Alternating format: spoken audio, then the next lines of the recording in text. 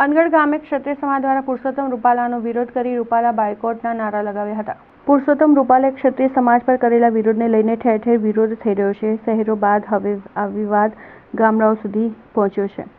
ગામે ગામ પુરુષોત્તમ રૂપાલાને બોયકોટના પોસ્ટર લાગી રહ્યા છે. વડોદરાના અનગઢ ગામ ખાતે પણ ક્ષત્રિય સમાજ દ્વારા પુરુષોત્તમ રૂપાલાનો વિરોધ કરી સૂત્રોચ્ચાર બોલાવી પુરુષોત્તમ રૂપાલા બોયકોટના નારા લગાવ્યા હતા.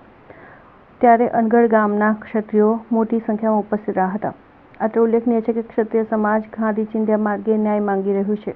જો પુરુષોત્તમ રૂપાલાની ટિકિટ રદ નહીં થાય તો અમે ગુજરાતની અંદર જે પણ ક્ષત્રિય આગેવાનો છે એમની સાથે અમે સહમત છીએ અને એ જે પણ ડિસિઝન લેશે એની સાથે અમે બધી જ રીતે લડવા તૈયાર છે. અને જો આ લડાઈની અંદર ક્ષત્રિયો ગાંધીજીના માર્ગે દોડે છે, ગાંધીજીના માર્ગે પણ લડત નહીં મળે તો અમે ભગતસિંહની સાથે પણ અમે ભગતસિંહની જેમ તૈયારી સાથે લડવા તૈયાર છીએ.